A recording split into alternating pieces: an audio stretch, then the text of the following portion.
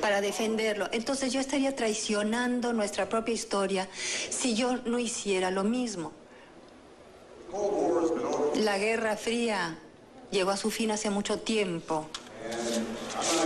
Y a mí no me interesa el que sigan habiendo batallas que francamente empezaron antes de que naciera. Lo que me interesa es en resolver problemas, trabajar con ustedes, es lo que le interesa a los Estados Unidos, es por eso que hemos invertido tanto en nuestras relaciones bilaterales y es por ello que vamos a seguir invirtiendo en la creación del espíritu de alianza en pie de igualdad, respeto mutuo, sobre los cuales creo que el progreso puede seguir adelante. Muchas gracias.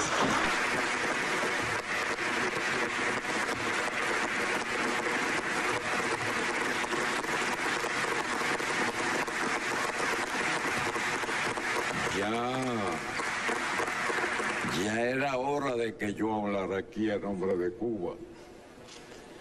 Me informaron al principio que podría ser un discurso de 8 minutos. Y aunque hice un gran esfuerzo, junto con mi canciller, de reducirlo a 8 minutos, y como me deben 6 cumbres que me excluyeron, 6 por 8, 48, le pedí permiso al presidente Varela unos instantes antes de entrar a este magnífico salón para que me cedieran unos minuticos más, sobre todo después de tantos discursos interesantes que estamos escuchando. Y no me refiero solo al del presidente Obama, sino me refiero también al del presidente ecuatoriano Rafael Correa, a la presidenta Dilma Rousseff, etc. Sin más preámbulo, empezaremos. Excelentísimo señor Juan Carlos Varela, presidente de la República de Panamá, presidentas y presidentes, primeras y primeros ministros, distinguidos invitados, en primer lugar, expreso nuestra solidaridad con la presidenta Bachelet y el pueblo de Chile por los desastres naturales que han estado padeciendo.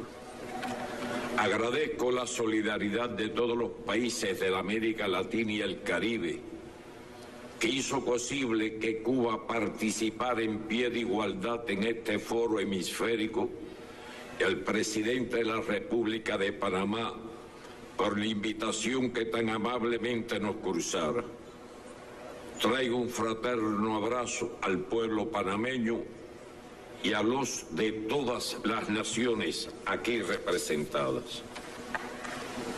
Cuando los días 2 y 3 de diciembre de 2011 se creó la Comunidad de Estados Latinoamericanos y Caribeños, CELAC, en Caracas, se inauguró una nueva etapa en la historia de nuestra América, que hizo patente su bien ganado derecho a vivir en paz y a desarrollarse como decidan libremente sus pueblos, y se trazó para el futuro un camino de desarrollo e integración basada en la cooperación, la solidaridad y la voluntad común de preservar la independencia, soberanía e identidad. El ideal de Simón Bolívar de crear una gran patria americana inspiró verdaderas epopeyas independentistas. En 1800 se pensó en agregar a Cuba a la Unión del Norte como el límite sur del extenso imperio. En el siglo XIX surgieron las doctrinas del destino manifiesto con el propósito de dominar las Américas y el mundo, y la idea de la fruta madura para la gravitación inevitable de Cuba hacia la Unión Norteamericana, que diseñaba el nacimiento y desarrollo de un pensamiento propio y emancipador. Después, Mediante guerras, conquistas e intervenciones, esta fuerza expansionista y hegemónica despojó de territorios a nuestra América y se extendió hasta el río Bravo. Luego de largas luchas que se frustraron, José Martí organizó la guerra necesaria, la llamada Guerra de Martí de 1895, la Gran Guerra, como fue llamada también, empezó en 1868. Y creó el Partido Revolucionario Cubano para conducirla y fundar una república con todos y para el bien de todos, que se propuso alcanzar la dignidad plena del hombre. Al definir con certeza y anticipación los rasgos de su época, Martí se consagra al deber de impedir a tiempo, con la independencia de Cuba, que se extiendan por las Antillas los Estados Unidos y caigan con esa fuerza más sobre nuestras tierras de América. Fueron sus palabras textuales. Nuestra América es para él la del criollo, del indio, la del negro y del mulato. La América mestiza y trabajadora que tenía que hacer causa común con los oprimidos y saqueados. Ahora, más allá de la geografía, este es un ideal que comienza a hacerse realidad. Hace 117 años, el 11 de abril de 1898, el entonces presidente de los Estados Unidos solicitó al Congreso autorización para intervenir militarmente en la guerra de independencia que por cerca de 30 años libraba Cuba en esos momentos, ya ganada prácticamente al precio de ríos de sangre cubana. Y el Congreso americano, emitió su engañosa resolución conjunta que reconocía la independencia de la isla de hecho y de derecho. Entraron como aliados y se apoderaron del país como ocupantes. Se impuso como un apéndice a su constitución la enmienda Platt, por el nombre del senador que la propuso, que la despojó de su soberanía. Autorizaba al poderoso vecino a intervenir en los asuntos internos y dio origen a la base naval de Guantánamo, la cual todavía usurpa parte de nuestro territorio. En ese periodo se incrementó la invasión del capital norteño. Posteriormente hubo 2 intervenciones militares y el apoyo a crueles dictaduras. Cuando los cubanos al comienzo del siglo XX hicieron su constitución, su proyecto de constitución, y se la presentaron al gobernador autonombrado por su país, un general norteamericano, le contestó que ahí faltaba algo. Y al preguntar los cubanos constituyentistas, les respondieron: esta enmienda que presenta el senador Platt, que da derecho a intervenir en Cuba cada vez que sea considerado por los Estados Unidos. Hicieron uso de ese derecho. Por supuesto, los cubanos lo rechazaron y la respuesta fue: muy bien, nos quedaremos aquí. Eso se mantuvo hasta 1934.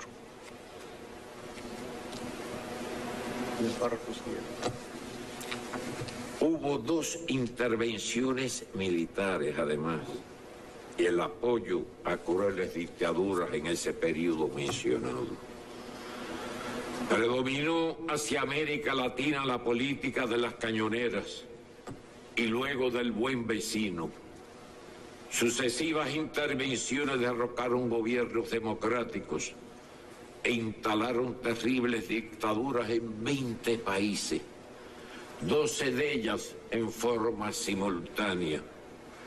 ¿Quién de nosotros no recuerda esa etapa bastante reciente de dictaduras por todas partes, fundamentalmente en Sudamérica, que asesinaron a cientos de miles de personas?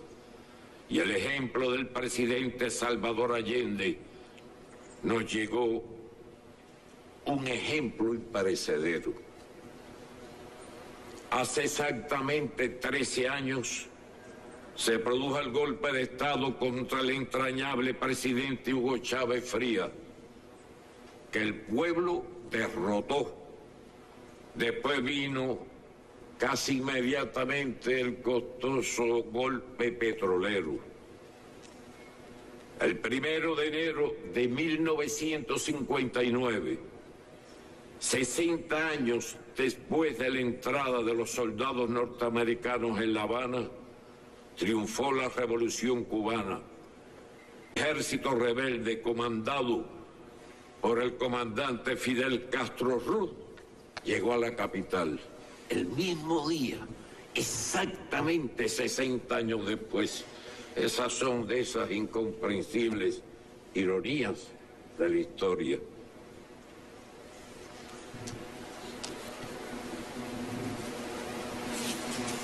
El 6 de abril de 1960, apenas un año después del triunfo, el subsecretario de Estado Lester Mallory escribió en un perverso memorando, y no encuentro otro calificativo que darle. Cito algunos párrafos. Este memorándum fue desclasificado por el gobierno americano decenas de años después. Cito: la mayoría de los cubanos apoya a Castro. No hay una oposición política efectiva. El único medio previsible para restarle apoyo interno es a través del desencanto y el desaliento, basados en la insatisfacción y las penurias económicas. En otra parte, añadía, debilitar la vida económica. En otra parte, y privar a Cuba de dinero y suministro, con el fin de reducir los salarios nominales y reales, provocar hambre, desesperación y el derrocamiento del gobierno. Fin de la cita, aunque el documento es mucho mayor. Es suficiente lo que he citado. Dado grandes penurias, el 77% de la población cubana nació bajo los rigores que impone el bloqueo, más terrible de lo que se imaginan incluso muchos cubanos. Pero nuestras convicciones patrióticas prevalecieron. La agresión aumentó, la resistencia, y aceleró el proceso revolucionario. Eso sucede cuando se hostigan al proceso revolucionario natural de los pueblos. La hostigación trae más revolución. La historia lo demuestra, y no solo en el caso de nuestro continente o de Cuba.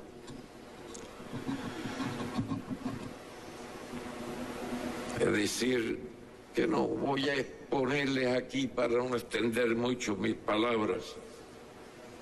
El bloqueo no empezó cuando lo firmó el presidente Kennedy en 1962,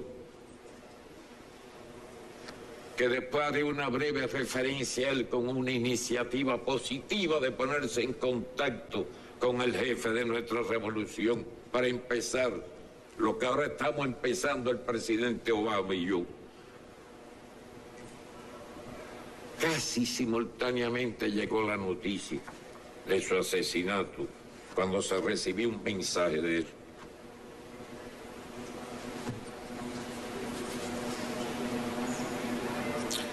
decir que la agresión aumentó.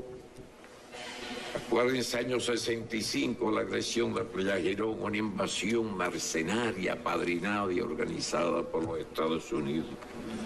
6 años de guerra contra grupos armados que en 2 ocasiones abarcaron todo el país. No teníamos ni un radar y aviación clandestina, no se sabe de dónde salió, arrojando armamento en paracaídas. Miles de vidas nos costó ese proceso.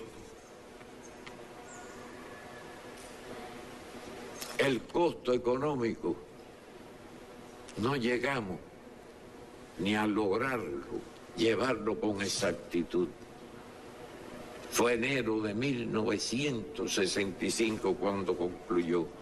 Y lo comenzaron a apoyar a fines de 1959, unos 10 o 11 meses después del triunfo de la revolución, cuando no habíamos declarado todavía el socialismo, que se declaró en 1961.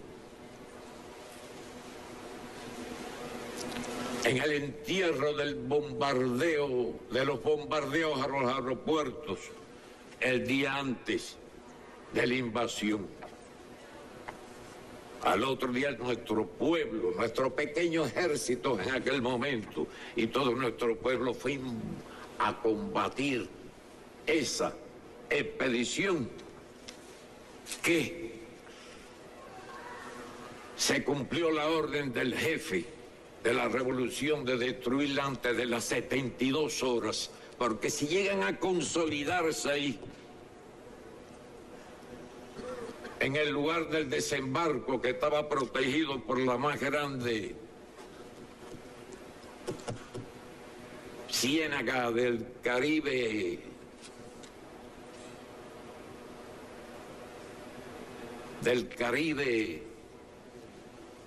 isleño,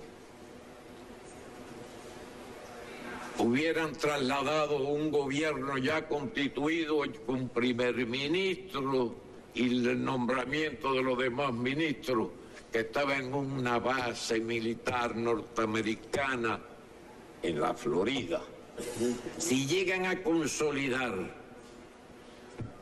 la posición que ocuparon inicialmente, trasladar ese gobierno a Playa Girón era fácil. Inmediatamente la OEA, que ya nos había sancionado por proclamar ideas ajenas al continente, etcétera, le hubiera dado su reconocimiento. El gobierno constituido en Cuba, pacificado en un pedacito de tierra, hubiera pedido ayuda a la OEA, y la ayuda estaba sobre barcos de guerra americanos a 3 millas de la costa, que era el límite entonces que existía de las aguas territoriales. Como ustedes conocen, ahora son 12. Y la revolución se siguió fortaleciendo, radicalizándose. Lo otro era renunciar. ¿Qué hubiera pasado? ¿Qué hubiera pasado en Cuba? ¿Cuántos cientos de miles de cubanos hubieran muerto? Porque ya teníamos cientos de miles de armamento ligero. Habíamos recibido los primeros tanques que no sabíamos ni manejar bien. La artillería, sabíamos tirar cañonazos, pero no sabíamos dónde iban a dar. Lo que unos milicianos aprendían por la mañana tenían que enseñárselo a los otros por la tarde. Pero hubo mucho valor, había que ir por un solo itinerario, porque era una ciénaga donde las tropas no se podían desplegar, ni transitar los tranques o vehículos pesados. Tuvimos más bajas que ellos, que los atacantes. Por eso se cumplió la orden de Fidel, liquidarlos antes de las 72 horas. Y esa misma flota americana fue la que la acompañó a esa expedición desde Centroamérica. Y estaba ahí. Desde la costa se veían a solo 3 millas algunos de sus barcos. ¿Cuánto costó a Guatemala la invasión famosa en 1954, que recuerdo bien porque estaba preso en el presidio de Isla de la Juventud, o de Pino llamado entonces, por el ataque al cuartel Moncada un año antes. ¿Cuántos cientos de miles de indios mayas, aborígenes y otros ciudadanos guatemaltecos perecieron en todo un largo proceso que durará años recuperarlos? Ese fue el comienzo.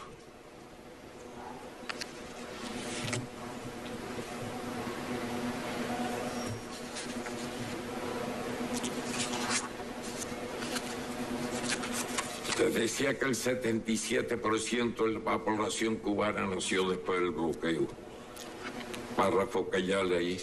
Cuando ya habíamos proclamado el socialismo y el pueblo había combatido en Pellagirón para defenderlo, el presidente Kennedy, al que ya hice referencia hace un instante, fue asesinado precisamente en el mismo momento, el mismo día en que el líder de la revolución cubana, Fidel Castro, recibió un mensaje suyo de John Kennedy buscando iniciar el diálogo. Después de la Alianza para el Progreso y de haber pagado varias veces la deuda externa sin evitar que ésta se siga multiplicando, se nos impuso un neoliberalismo salvaje y globalizador como expresión del imperialismo en esta época, que dejó una década perdida en la región. La propuesta entonces de una asociación hemisférica madura resultó el intento de imponernos el área de libre comercio de las Américas, ALCA, asociado al surgimiento de estas cumbres, que hubiera destruido la economía, la soberanía, el destino común de nuestras naciones, si no se le hubiera hecho naufragar en el 2005 en Mar del Plata, bajo el liderazgo de los presidentes Chávez, Kirchner y Lula. Un año antes, Chávez y Fidel habían hecho nacer la alternativa bolivariana, hoy Alianza Bolivariana para los Pueblos de nuestra América. Excelencias,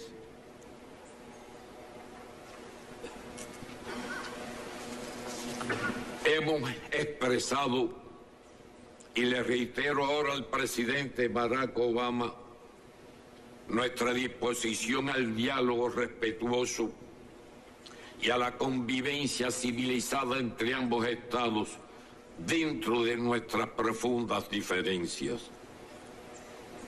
Aprecio como un paso positivo su reciente declaración de que decidirá rápidamente sobre la presencia de Cuba en una lista de países patrocinadores del terrorismo y en la que nunca debió estar, impuesto bajo el gobierno del presidente Reagan. País terrorista nosotros. Sí, hemos hecho algunos actos de solidaridad con otro pueblo que puede considerarse terrorista. Cuando estábamos acorralados, arrinconados y hostigados hasta el infinito, solo había una alternativa: rendirse o luchar. Ustedes saben cuál fue la que escogimos.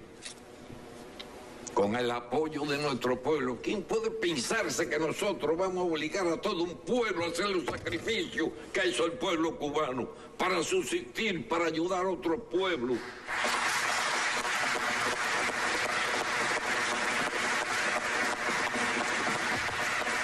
Pero la dictadura de los Castro los obligó, igual que lo obligó a votar por el socialismo, con el 97,5% de la población.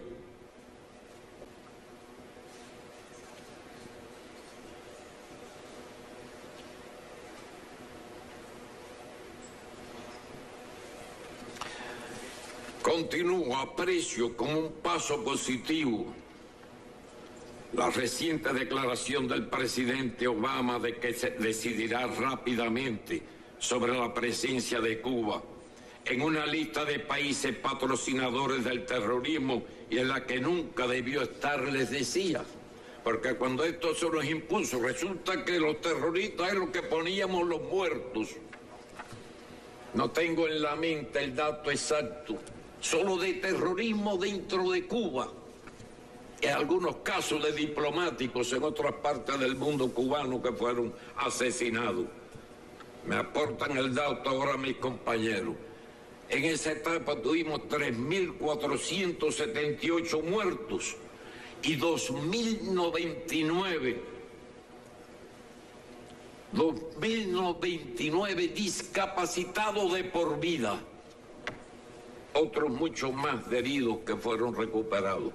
Los terroristas eran los que ponían los muertos. ¿De dónde venía el terror entonces? ¿Quiénes lo provocaban? Algunos de los que incluso han estado por Panamá en estos días, como el agente de la CIA Rodríguez, que fue el que asesinó al Che y se llevó sus manos cortadas para probar por sus huellas digitales, no sé en qué lugar, que se trataba del cadáver del Che, que después recuperamos por la gestión de un gobierno amigo en Bolivia.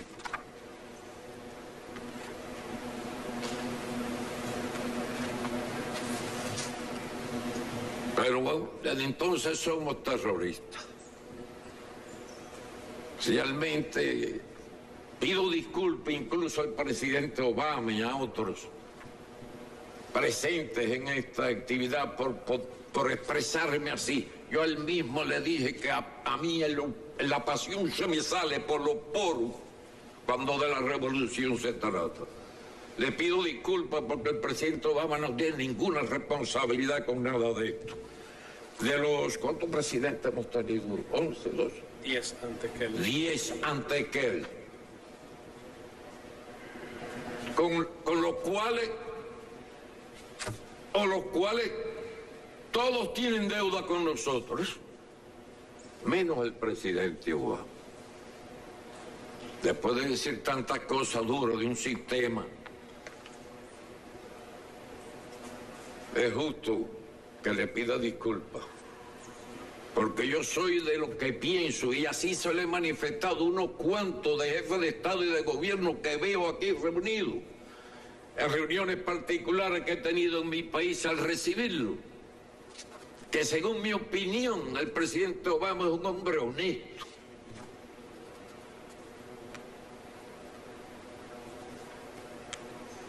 Me he leído algo de su biografía, los 2 libros que han aparecido. No completo, eso lo haré con más calma. Admiro su origen humilde y pienso que su forma de ser obedece a ese origen humilde de él.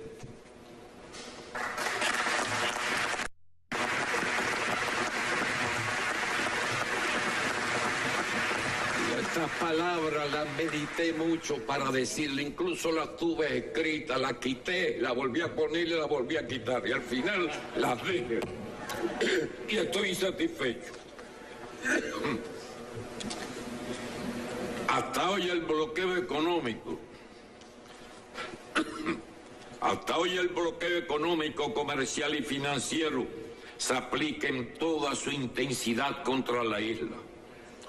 Provoca daños y carencias al pueblo y es el obstáculo esencial al desarrollo de nuestra economía. Constituye una violación del derecho internacional y su alcance extraterritorial afecta a los intereses de todos los estados. No es casual el voto unánime, casi unánime, menos de Israel y los propios Estados Unidos en la ONU durante tantos años seguidos.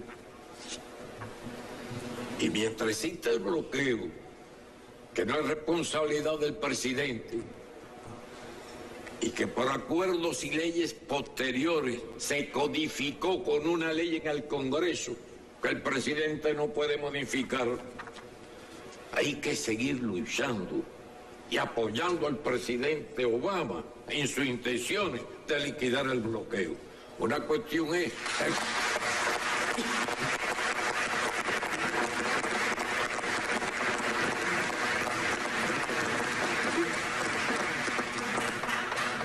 Una cuestión es establecer relaciones diplomáticas y otra cuestión es el bloqueo.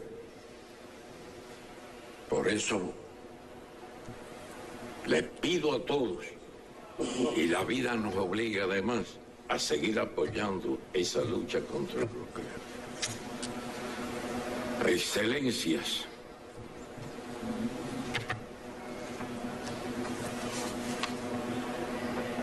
hemos expresado públicamente al presidente Obama, quien también nació bajo la política del bloqueo a Cuba, y al ser electo le heredó de 10 presidentes nuestro reconocimiento por su valiente decisión de involucrarse en un debate con el Congreso de su país para ponerle fin.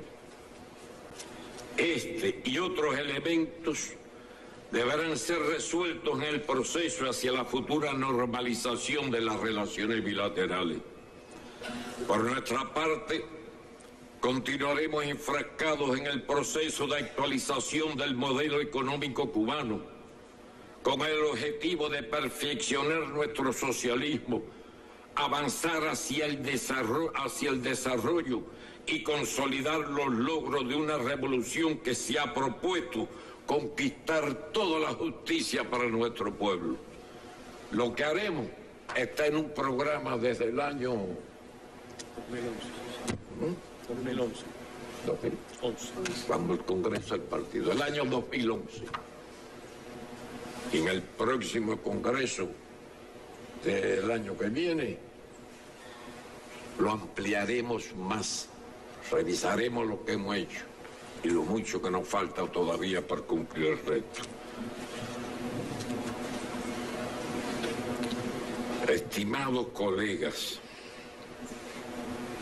quiero advertirles que voy por la mitad. Si quieren corto o si les interesa continúo. Voy a acelerar un poco. Estimados colegas, Venezuela no es ni puede ser una amenaza a la seguridad nacional de una superpotencia como los Estados Unidos.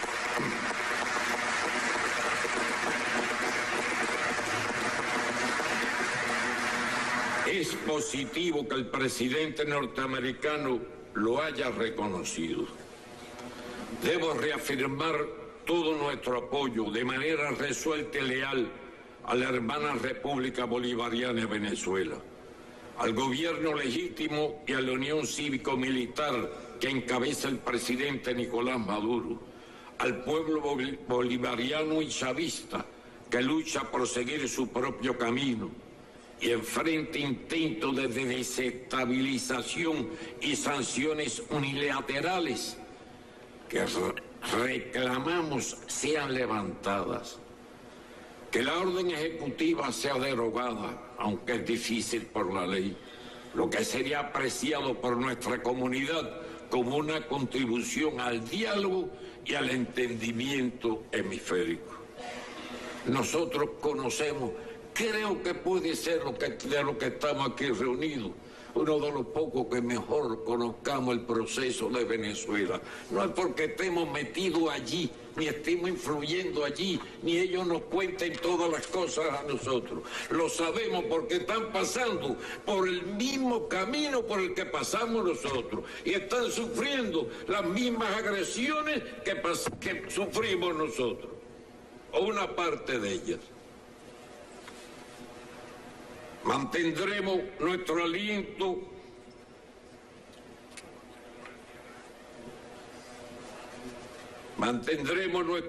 a los esfuerzos de la República Argentina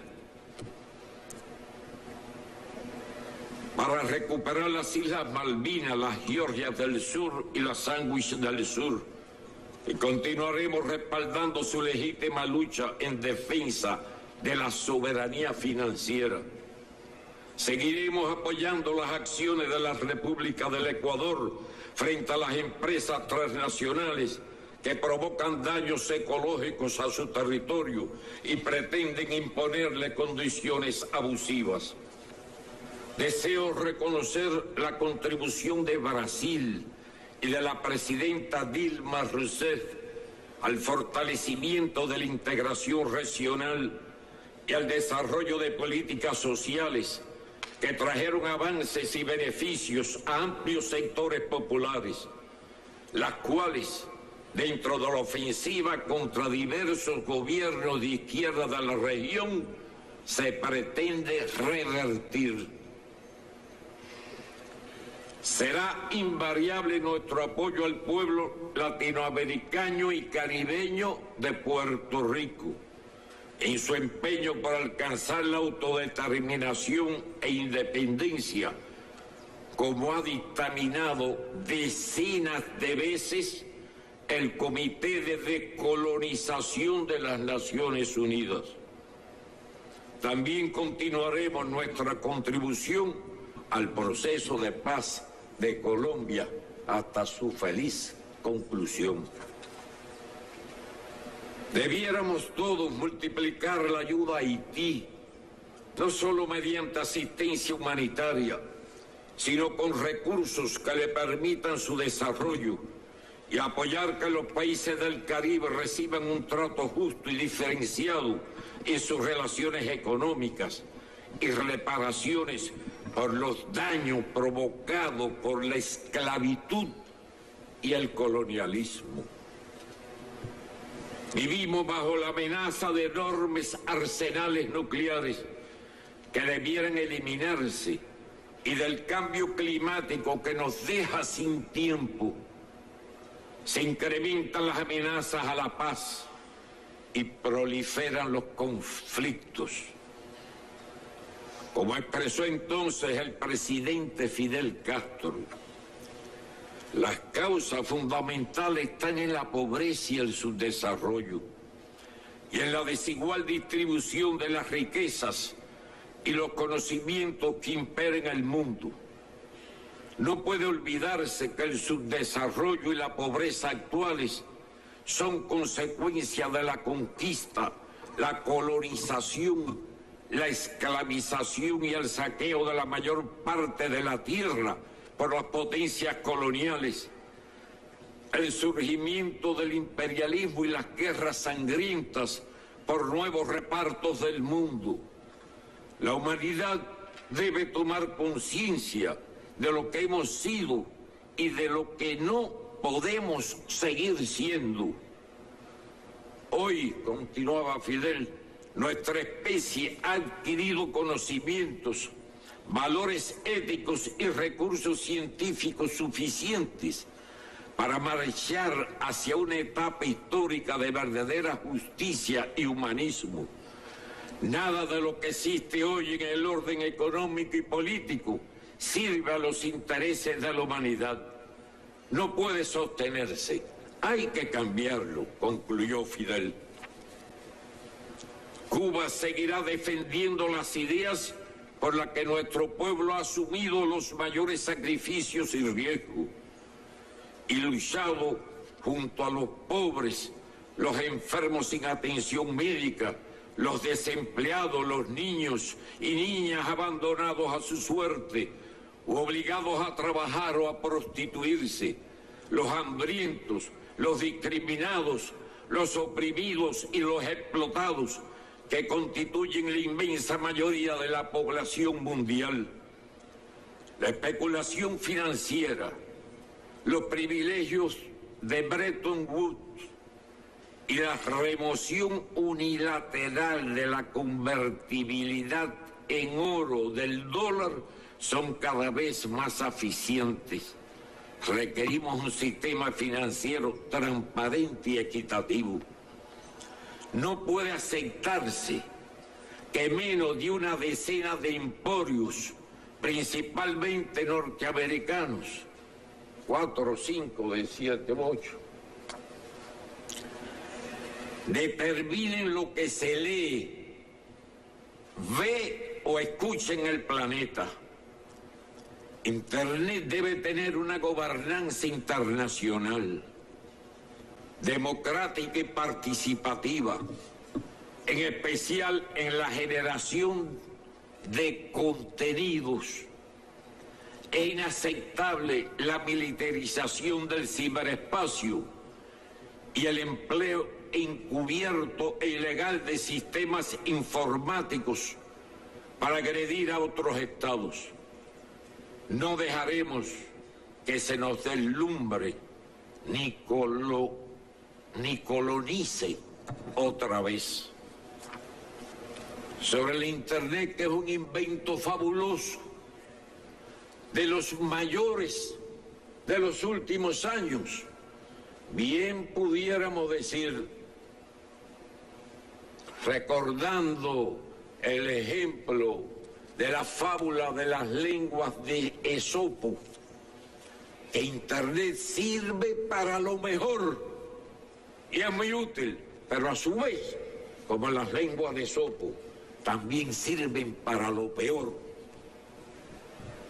Señor presidente, las relaciones hemisféricas, en mi opinión, han de cambiar profundamente, en particular en los ámbitos político, económico y cultural, para que, basadas en el derecho internacional y en el ejercicio de la autodeterminación y la igualdad soberana, se centre en el desarrollo de vínculos mutuamente provechosos y en la cooperación para servir a los intereses de todas nuestras naciones y a los objetivos que se proclaman. La aprobación en enero del 2014, en la segunda cumbre de la CELAC en La Habana, de la proclama de la América Latina y el Caribe como zona de paz, constituyó un trascendente aporte en ese propósito, marcado por la unidad latinoamericana y caribeña en su diversidad. Lo demuestra el hecho de que avanzamos hacia procesos de integración genuinamente latinoamericanos y caribeños, a través de la CELAC, UNASUR, CARICOM, Mercosur, ALBA, TCP, el SICA y la Asociación de Estados del Caribe, que subrayan la creciente conciencia sobre la necesidad de unirnos para garantizar nuestro desarrollo. Dicha proclama nos compromete a que las diferencias entre las naciones se resuelvan de forma pacífica, por la vía del diálogo y la negociación u otras formas de solución y en plena consonancia con el derecho internacional. Vivir en paz, cooperando unos con otros para enfrentar los retos y solucionar los problemas que, en fin de cuentas, nos afectan y afectarán a todos. Es hoy una necesidad imperiosa. Debe respetarse, como reza la proclama de la América Latina y el Caribe como zona de paz, firmada por todos los jefes de Estado y de Gobierno de nuestra América. El derecho inalienable de todo Estado a elegir su sistema político, económico, social y cultural como condición esencial para asegurar la convivencia pacífica entre las naciones. Con ella nos comprometimos a cumplir nuestra obligación de no intervenir directa o indirectamente en los asuntos internos de cualquier otro Estado y observar los principios de soberanía nacional, igualdad de derechos y la libre determinación de los pueblos, y a respetar los principios y las normas del derecho internacional y los principios y propósitos de la Carta de las Naciones Unidas. Ese histórico documento insta a todos los Estados miembros de la comunidad internacional a respetar plenamente esta declaración en sus relaciones con los Estados miembros de la CELAC. Tenemos ahora la oportunidad para que todo lo que estamos aquí aprendamos, como también expresa la proclama, a practicar la tolerancia y convivir en paz como buenos vecinos. Existen discrepancias sustanciales, sí, pero también puntos en común en los que podemos cooperar para que sea posible vivir en este mundo lleno de amenazas a la paz y a la supervivencia humana. ¿Qué impide a nivel hemisférico, como ya se han estado refiriendo algunos de los presidentes que me precedieron en el uso de la palabra, qué impide a nivel hemisférico cooperar para enfrentar el cambio climático? ¿Por qué no podemos los países de las dos Américas, la del norte y la del sur, luchar juntos contra el terrorismo, el narcotráfico o el crimen organizado, sin posiciones sesgadas políticamente? ¿Por qué no buscar de conjunto los recursos necesarios para dotar al hemisferio de escuelas, hospitales, aunque no sean lujosos, un hospitalito modesto, donde la gente muere porque no hay un médico? Necesarios para dotar el hemisferio de escuelas, hospitales, proporcionar empleo, avanzar en la erradicación de la pobreza. No se podrá disminuir la inequidad en la distribución de la riqueza, reducir la mortalidad infantil, eliminar el hambre, erradicar las enfermedades prevenibles, acabar con el analfabetismo. El pasado año establecimos cooperación hemisférica en el enfrentamiento y prevención del ébola. Y los países de las dos Américas trabajamos mancomunadamente, lo que debe servirnos de acicate para empeños mayores. Cuba, país pequeño y desprovisto de recursos naturales, que se ha desenvuelto en un contexto sumamente hostil, ha podido alcanzar la plena participación de sus ciudadanos en la vida política y social de la nación, una cobertura de educación y salud universales de forma gratuita, un sistema de seguridad social que garantiza que ningún cubano quede desamparado, significativos progresos hacia la igualdad de oportunidades y en el enfrentamiento a toda forma de discriminación, el pleno ejercicio de los derechos de la niñez y de la mujer, el acceso al deporte y la cultura, el derecho a la vida y a la seguridad ciudadana.